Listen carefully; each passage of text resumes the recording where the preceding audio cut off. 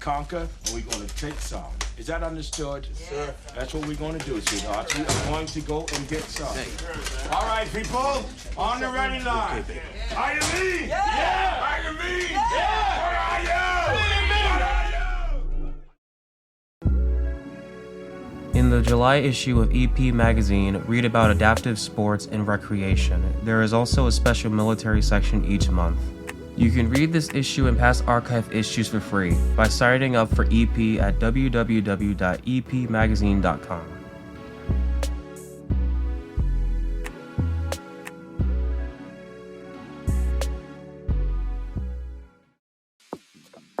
Monotony.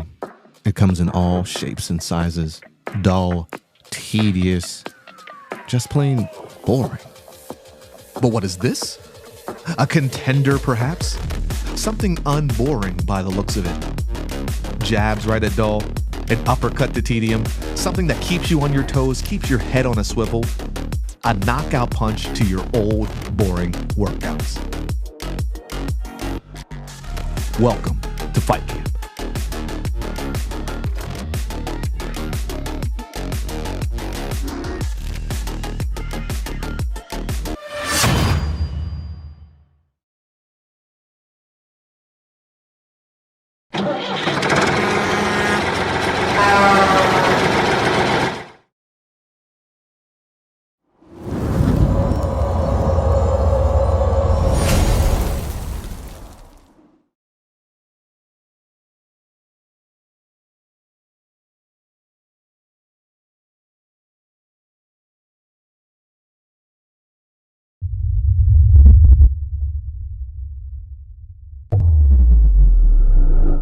Hello and welcome back to Oscar Mike Radio. This is part of the Countdown to 500. Very special time for me and the show and everybody who supports me. I want to thank my sponsors, Joyce Asek of Asek Real Estate, Danielle Rocco of Echo 6, and my supporters, Cason Shaving Company, Exceptional Parent Magazine, and Fight Camp. Be your strongest combination. Just an exciting time for Oscar Mike Radio. And my next guest is going to embody that. And we're going to hear a different part of the military story.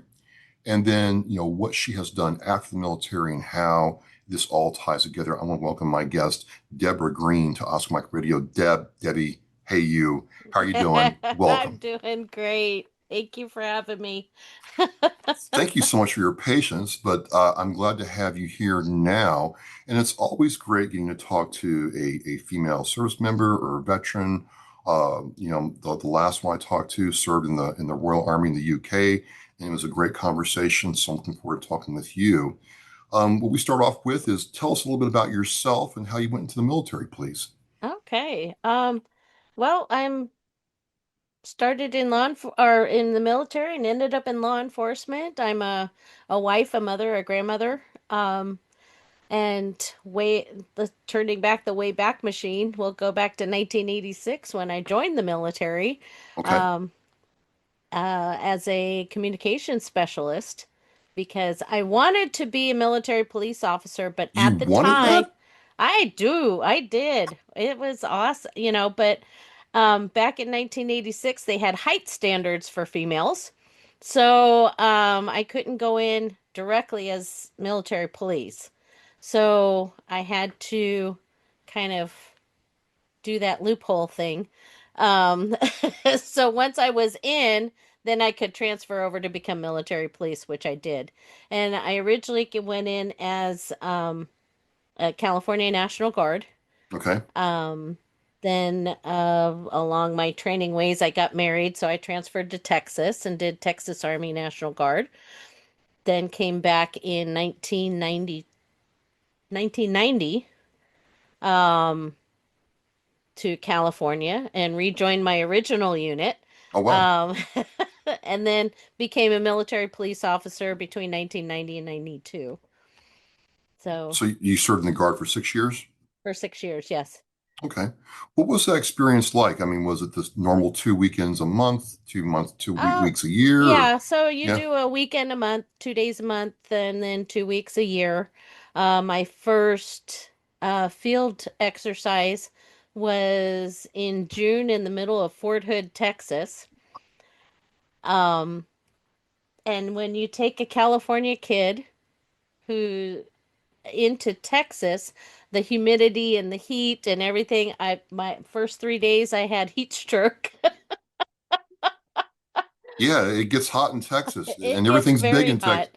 Everything's big in Texas, yes. So I was part of uh, forward support unit in the 49th Armored Division, which was stationed at Fort Hood, Texas. So that was kind of interesting. I was back there for a couple years and then moved back to California. So So, I like asking women this, especially women who served. Like you went in right before, I did by a couple of years. What was the military like back then? Because, like a lot of things, things change and it's very different now. um, so women weren't allowed into the regular military until the late 70s. So they had their own, the WACs and the waves. So it was Yeah. their women's Army Corps and women, the women's auxiliaries. So, and I had been in Air Force ROTC, junior ROTC in high school. So it was that first experiences of allowing women in there, and I had nothing but positive Oh, experiences, wow. which was good. A lot of women at the time experienced a lot of uh, harassment, uh, not bigotry, but um, just not being considered Equal. equal, Yeah. and I was lucky enough to be in a unit that was very positive. So um that really helped a lot, you know. So you're serving during that time. I still got to go back and ask, like, what called you to the military police Oh MOS? gosh. I came from a service-oriented family, Yeah. so I had a lot of people that served during World War II, Vietnam, Korea. Um, my father was in the National Guard. And what was funny was he was in the same unit I was, 30 years apart or 20 years apart. He went to when he was deployed, he went to the Watts riots down Oh, in wow. LA. My deployment was to the Rodney King riots. So so yeah, so it was kind of my father and I kind of had 20 years apart but the same experiences. But yeah, Debbie, so what I was called more to service-oriented industries because that's how I was raised. We gave back to the country.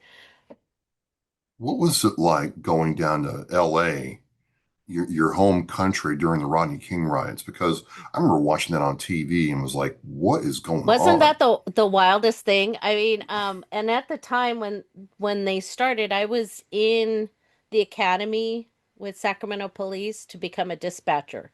So we're sitting there and they brought the TVs into our classroom and we're just sitting there watching it and I'm kind of like going, "Okay, I'm going to be getting a phone call anytime now," knowing that they would take me down and um that's actually what happened was they called where I was at and said, "Hey, we got to go." So that was interesting. And driving in when we first went in, our unit went into Long Beach Yeah. uh, to go in and just get things organized for them. The police were just having fits and starts. We drove in. There was a working fire on every block, active rioting and looting. So we got in there and we got everything secured, and then they moved us to become the security for Parker Center, which was the headquarters for LAPD at the time. Were you sitting there with like a feeling of trepidation, like this is going to go crazy? Because I remember the fires, people were flipping cars. I remember the Koreans arming up on their rooftops, like getting ready to. I mean, they were serious about protecting what's theirs. It was just a crazy, It crazy was time with Debbie. it was, and we were tasked at certain times to follow the fire units Oh, yeah. to go in and protect them from gunfire. because people would start fires, wait for the fire guys to come, and then start shooting.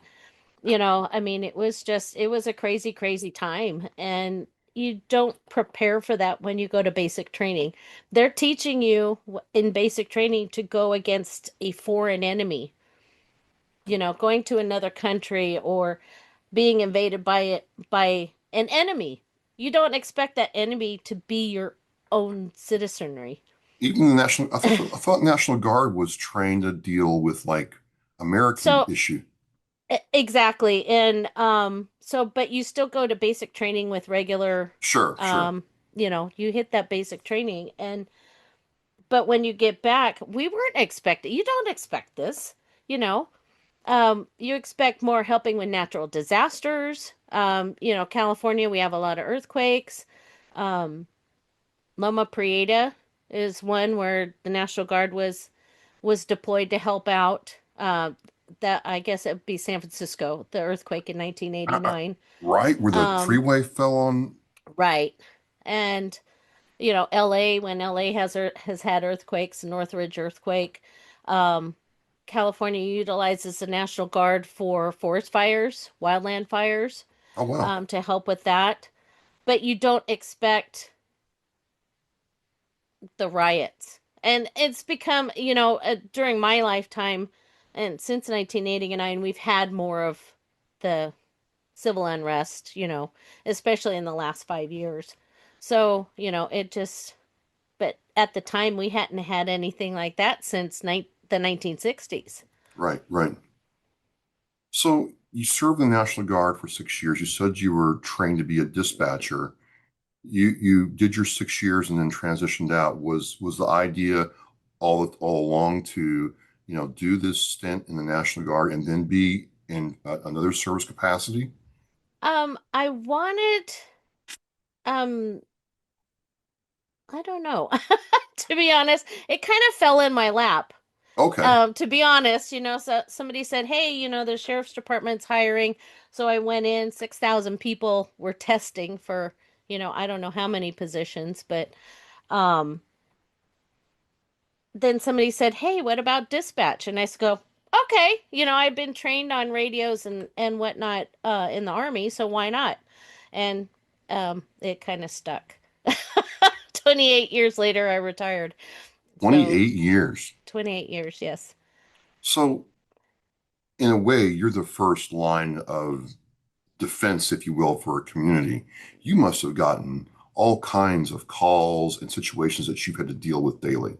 Absolutely. You don't know what you're getting when you answer that 911 call. It could be, the 2-year-old playing on mommy's phone. It could be an old person that doesn't know how to change the batteries in their smoke alarm. It could be a stabbing, it could be a shooting, it could be a robbery. You just don't know. And um one thing I really like being a dispatcher is you're going into an office and every day it's something different. So you're not going in and have your stack of papers and you're doing the same job every single day. It's the same job but it's different every day. Same job, different stuff every day. You have no idea what's coming over the phone line. Right. It's a different kind of service, right? Yes. So I would consider dispatchers being the first responders because we're the first contact with anybody when they're needing that help. We're the ones that answer the phones, that disseminate the information, get it to the officers or the firefighters, get them moving to go handle the incident. And in many departments, dispatchers don't know how it ends. Really? So we will take the information, we'll get it out, we'll answer that next call and keep going. But it's a very rare thing to know how certain things will end per se.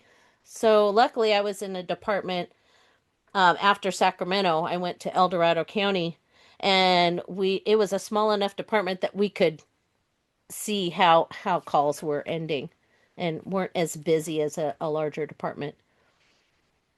So you still have to see and get the law, whether it's firefighters, an ambulance, or law enforcement routed the right spot. You have to. Do you kind of go with them after the call, or is it just wondering what's going on, or is it just hang up the phone, the next call's coming in? So at Sacramento, it was hang up the call, the next call's coming in. Yeah. During an 8-hour shift, I actually entered 100 calls for service. That wasn't actually the amount of call, that was less than the amount of calls I actually answered, but I entered into the CAD system, which is a computer aided dispatch, 100 calls for service in an 8-hour period with Sacramento. So, That's a lot. well, it's like, It's more than 10 calls now, entered an hour. yeah, Now, yeah. mind you, that I had breaks and I had so it kind of condensed in, but you're answering phones, and a lot of times you have to stay on those calls with the caller until the officers arrive. So, like if you have a prowler or a shooting or a stabbing, you try to keep that person on the phone with you as long as possible to get updated information to give to the officers that are on the way. Well, the reason I'm kind of poking at this is I know that law enforcement and firefighters and the EMTs, I know some they told me, hey, it's just hard to unplug at the end of the day. How's it like for you all taking this call after call, being with that person? What's it like trying to unwind from that, Deborah? Holy hell. um, Difficult, Yeah. to say the least, because you're not allowed to. So when you have an officer out on the street, he handles this horrific call. And then after he's done, he has a little bit of time, depending on what agency he's with. He has a little bit of time to process that and talk to people face to face, talk to his partner, talk to his sergeant, kind of to process. Firefighters are the same way. After they're done with the call, they go back to the station and they all sit around the kitchen table and they sit and talk. We're going call to call to call with no break in between and unable to process in between the calls. So you may be going from this shooting call and you're finally done, the officers are on scene, okay, and you're on to the next call, but the next call could be just what we would call an ordinary call, like an alarm company calling to report somebody's house alarm. And you're just going up and down and up and down the whole shift without any time to process what you've been through. And so dispatchers have more of a chance of trauma on the job than even cops and firefighters because we're hearing it, we don't see it, and we don't process in between the calls. Well, I had to think that, there's a cost to doing that job for a sustained period of time. Like if you can't process it right then, something's got to give somewhere. Exactly. And um when I started in 1992 with Sacramento Police Department, it was still the time where suck it up, buttercup. If you can't handle this job, you don't need to be here. So you stuff everything down and keep stuffing everything down until the straw that breaks the camel's back. Um, and for me, that was in 2019 when I had an officer involved shooting where I lost a deputy. And That after affected. that, oh my gosh, I was diagnosed with PTSD after that. The psychiatrist also diagnosed the whole career along with it. So I have not only the PTS injury, but I also have what they call compound or complex PTS, which is from, a career of listening and not processing all of this. Well, I was going to ask you, I mean, that was your situation in 2019. Did you, throughout your 28-year career, see other dispatchers come into the same situation, and what did they do? We had one that retired out that was really difficult for her to retire out on mental health also. And that was several years before mine, where it was still, suck it up, buttercup, and oh, you don't get stressed. You just answer the phone. How can you be stressed out? You know, they not understanding the significance of what the job actually entails. They were just, oh, you're just girls and you're just answering the phone. How hard could that be? Well, I guess my next question is, so when did it start to change that, like, oh wow, we put these individuals, these people, these women, these men in the situation for, months, years, days, whatever, and they have real problems, and we need them to be able to, be that first line of defense. When did that start changing, that perception of just suck it up? Um, for us, we got the first indication of something like that back in 2015. We had a peer support meeting with a therapist after a critical incident, um, where they actually invited the dispatchers in to do that because we were right there when it happened. I was dispatching for a domestic violence call that ended up in the suspect barricading himself and shooting at my officers. So after that, a couple weeks after that, they brought us into what everybody nicknamed the Kumbaya meeting, where we all sat around and talked about our feelings, kind of thing. But that was the first indication in 2015 that there were changes happening within the profession itself. Did you see any of these changes come to pass before you retired out, or was it, Yes, very much so. did you think it was a positive thing to see these changes finally come in, or was it like, where was this 10, 15, 20 years ago when we really needed it? Right. So, as a comparison, in 2007, we had an officer involved shooting where we had three deputies shot, um, no loss of life. And I had called into dispatch to ask if they wanted me in early because I was going to be working that night, um, to relieve those dispatchers that were working. And I was told, nope, they have it. No need. Okay. And then let's flip forward to 2019, the night I had my shooting. We called in relief early to get me off the radio as soon as things had calmed down. We had a critical incident stress management debriefing within an hour of being relieved off the radios and phones for the whole shift. Wow. 2 days later, we had another meeting with a therapist to come in, and they did it in small groups. So it wasn't patrol and everybody together. It was dispatchers, detectives, SWAT, patrol in smaller groups, which was so much better than what we had, 20 years prior or 10 years prior. So seeing that go, the short-term care for us in 2019 was excellent, the first couple months, but after that they dropped the ball. And that's so everybody that was involved in that incident, the three surviving deputies from that call and myself were all gone within a year.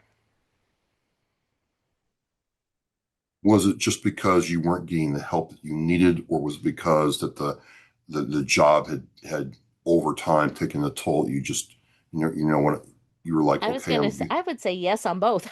guess on both. Because you have, with me, I had 28 years of all of this stuff, and then it finally just broke me. But also, the administration was trying to help out as much as they could, but they weren't educating the supervisors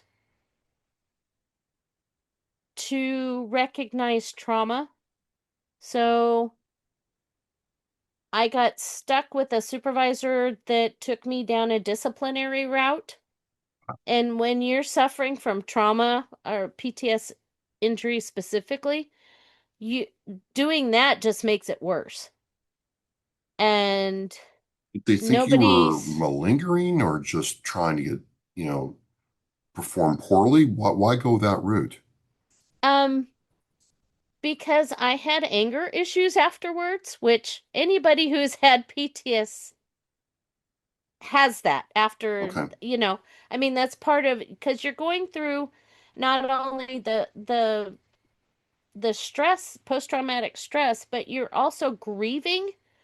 There's a grief in that because you're grieving the person that just passed away, that was your friend, that was your coworker. So I had a lot of anger issues and I snapped at this supervisor because she kept micromanaging me and then said, because she felt that, that she took it personally rather than saying, "Hey, there's something wrong." Um, took me down the disciplinary route. And luckily, I had another supervisor that worked in there that was going to school to be a therapist. And she Oh, recognized what was going on. And she basically took me away from all the other stuff that was going on and got me help, got me into workman's comp, got me a psychiatrist, and got me on the healing road. what was that healing road like when you finally got the support from your management and you were able to start healing? Um, so it was really quick. I went on workman's comp in August, and the psychiatrist signed me off of work in October, and I didn't return to work after that. But the department did get me a scholarship. The deputy union got me a scholarship to go to a trauma retreat to, you know, try to help me out. My Luckily my medical insurance covered um mental health. So Oh, I was wow. going also to see my personal mental health person um, through the whole thing. But it was, after a couple months, it was everybody seemed to ignore me. No, there was nobody coming to find out how I was doing. Um, just kind of, and as soon as the workman's comp deemed me permanently disabled from doing that job, it was, there was no contact. Like that. Just like that. No, thank you for your service. No, kiss my ass. Just don't let the door hit you on the butt on the way out. And, you know, You were done. yeah. So I retired in June of 2021. Okay, so it's July 2025, about 4 years later. What's the last 4 years been like for you then? Oh my gosh. So a lot of therapy. I Yeah. still see a therapist. I have a weekly online support group that I go to called The Power of Our Story, which is free to first responders and veterans, which is awesome. So I get to talk to people around the country and have made some excellent connections and things like that. Um, I my 4-year-old grandson was born a month before I went out in 2020. So I've been doing childcare for him, and I think he's been the biggest help of all, giving me a reason to get up in the morning and seize the day. Uh, and he gets me Let me ask you outside. something about being a grandparent. How is it like being a grandparent versus a parent? What's the feeling like, Debbie? It's awesome Really? because when you're a parent, you're working, you're doing a job, you're trying to raise kids, and you don't get to spend time with those fabulous human beings. But as a grandparent and being retired, that's my job. I get to spend time with this fabulous little human being. And we have, I have an older granddaughter too, that kind of helped me through the initial in 2019. I kind of hung out with her a lot. It was nice just being around a little kid. Um, But this little guy and I have been just best buddies for the last 4.5 years, and it's just been fabulous. Uh, and he's taught me patience. He's given me the reason to get up in the morning, and he keeps me moving. I have to wonder then, you have this legacy of family service. Did any of your children, or maybe it's too early to tell, your grandchildren, you think will follow in your footsteps? My children did not, but that's okay. Yeah. I mean, they're all their own individual human beings, so that's good. But, it would be nice maybe to have one of my grandkids possibly uh go into public service, but you never know. So we're talking with you about this aspect of public service. And, it's not really talked about a whole lot. Generally, the focus is on law enforcement and, first responders, EMTs, firefighters and the like, right? But we don't really hear about dispatchers. What do you want people to know about this? Because you're trying to raise awareness and it's not really thought about. So, what's the most important thing you want people to understand about the job you did and why it can impact you like this? We don't just answer phones. We are trained professionals. We go and get training, you get the training on the job. You can't go to college for this job. You have to be a special kind of person to be a dispatcher. But you do go out to train in. We've had, I mean, good God, I can't. The amount of training that you get is incredible, and it's how to answer the phones, how to deal with the stress. I went to critical incident stress management classes. I've been to trainer classes, initial dispatcher classes that weren't part of, that were separate from the training that I got as a dispatcher at that department. Um, but we don't just answer phones, and we have to listen to people on their worst days. And I think that's the big one. Nobody calls the police because they want to thank you. Well, yeah, hey, 911, I called because I hit 50,000 followers on my TikTok. That doesn't happen. No, I mean, it's, I've been stabbed, I've been robbed, I've been, something has happened to them, or they're having a really bad day, and we have to be, um, I kind of, we have to be part cop, part lawyer, Oh, part therapist, and part secretary to to to get all of this. You have to know what information to take from these people. What you have to be 5 steps ahead of the officer that's on the way, so to know what he's going to be asking. You have to know geography. You have to know phone systems. You have to know computer systems, how to read warrants, how to read license information that comes back from DMV. There's so much as a dispatcher, and then having to deal with the trauma that you're hearing and try to process all of this information in a short period of time. And it just adds up year after year after year. It's a stressful job. have you ever gotten the call from the mother and the father who are trying to go to the hospital, deliver a baby? Have you ever delivered a baby over the phone? No, I was Oh, not so when we had a medical call, we transferred it to medical dispatch with Cal Fire. So they had more. I did law enforcement only.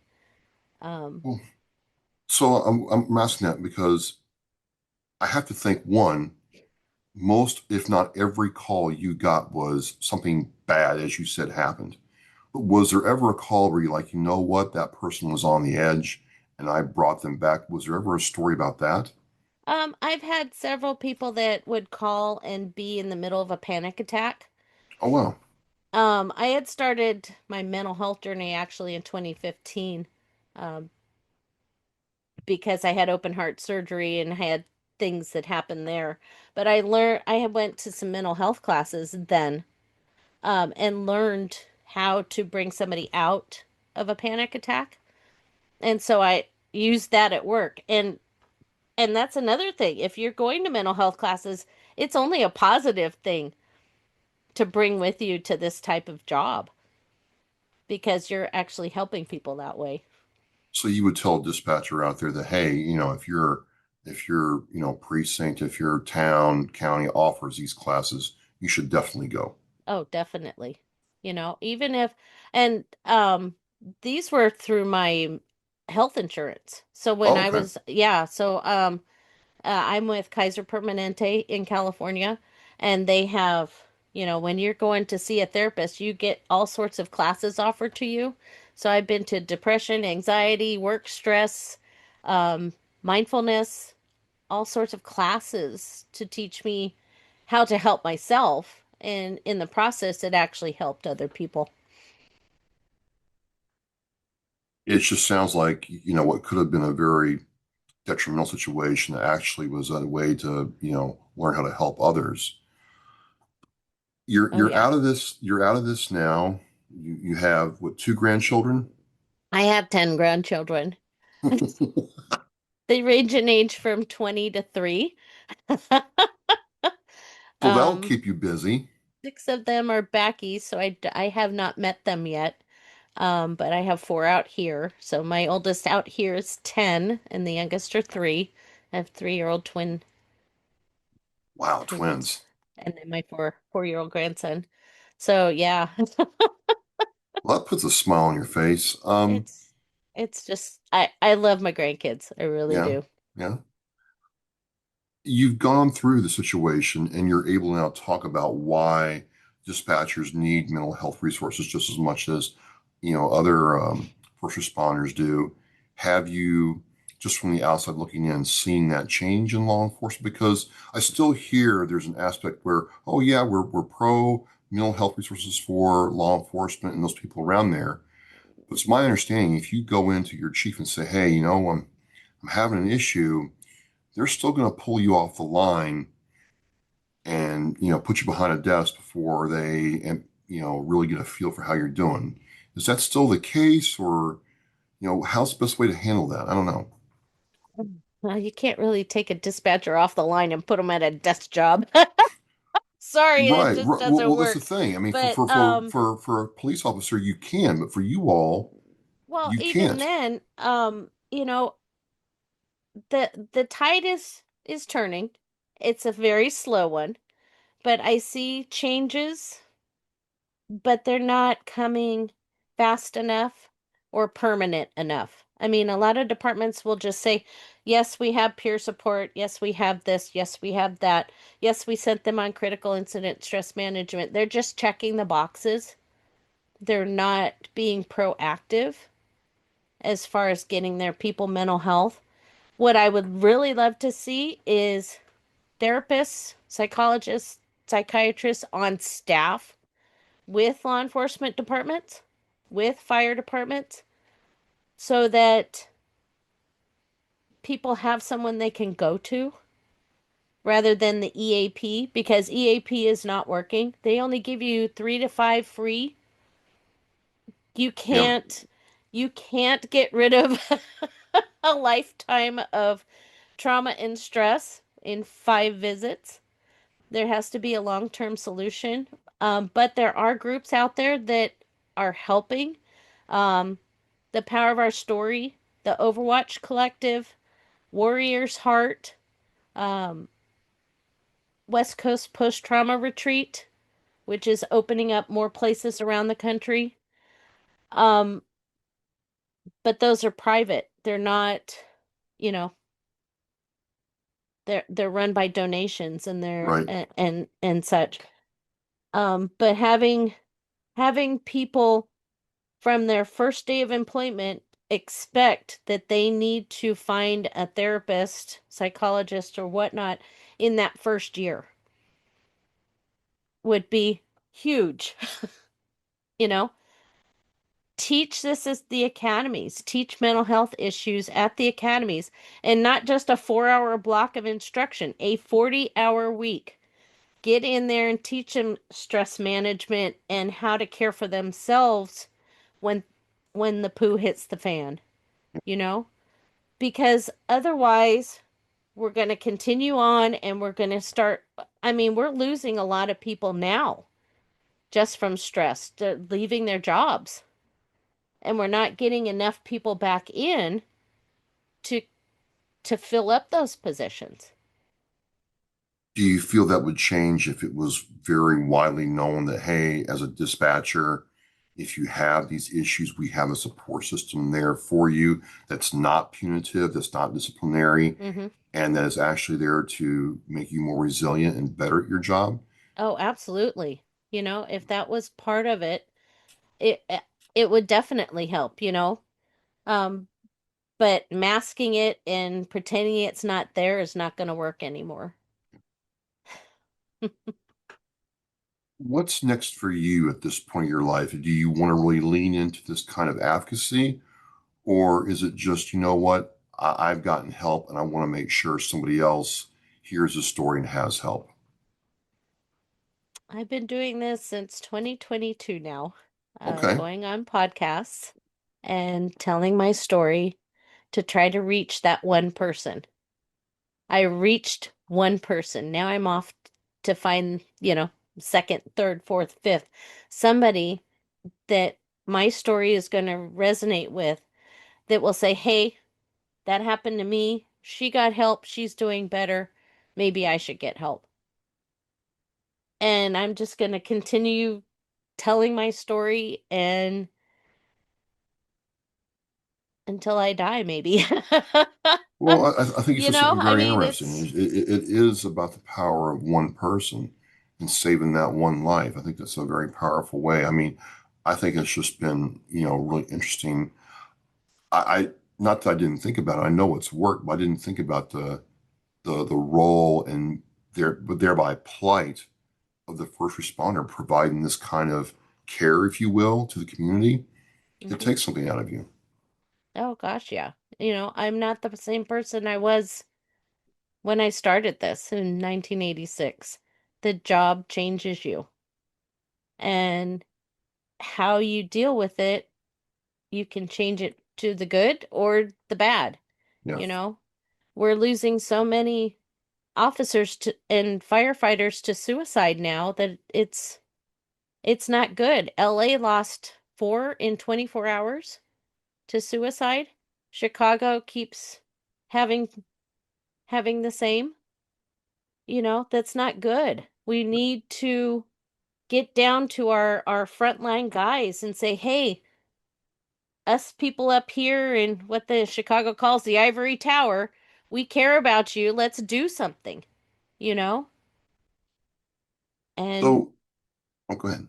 oh no, no, go ahead.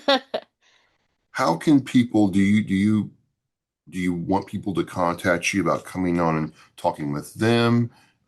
If someone is looking for resources, do you have you know, a way to, Oh. to guide them? Is that your direction now? Um Trying to get my story out there, promoting. I'm in the Power of Our Story, which is the support group, and I'm always putting that out there for people to come and join us and talk, and we're a safe space.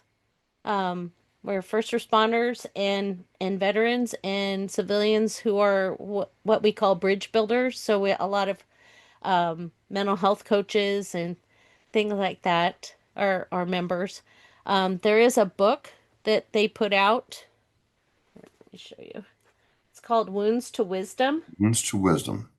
and Okay. it's 29 of our members did a chapter, and it's definitely have Kleenex when you Oh, wow. when you read it because there's some powerful stories in that. And there's 2 dispatchers, a bunch of veterans, some cops, and yeah, it's a great book. Um, but find places that fit you. It's not going to be a one time. If one doesn't fit you, then Move on to the next. First Responders Support Network is a huge spot for information. They have therapists, they have groups, they have all sorts of information for people. And if you go to that website, they can really help you out. So you have these resources. I'll get with you and get the links in the Oscar Mike Radio show post. I just want to thank you for sharing with us, Debbie. I learned so much today that I didn't know about the role of a dispatcher and the price you all pay to take care of us. Thank you for having me. Well, again, Debbie is part of our Countdown to 500. I'm going to have the links to some of these resources in the Oscar Mike Radio website post.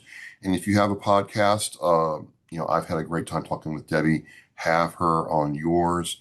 Debbie, I want to thank you for coming on with us. Oh, thanks for having me. It's been fun. Well, there you go, folks. Countdown to 500. And also look, ask for help, get the help you need. And as we say, we are mission in flight.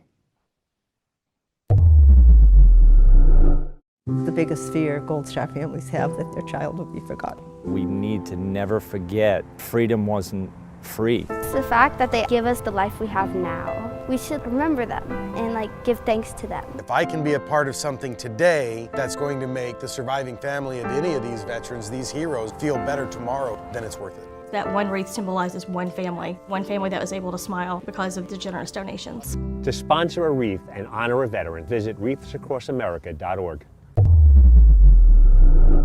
Thank you for listening and watching Oscar Mike Radio, where our active duty service members and veterans are in action and the mission is in flight. Oscar Mike Radio is an oversized load Co-Sinister One production. If you are a veteran or know a veteran who needs help, please dial 988 and press 1 for the Veterans Crisis Line.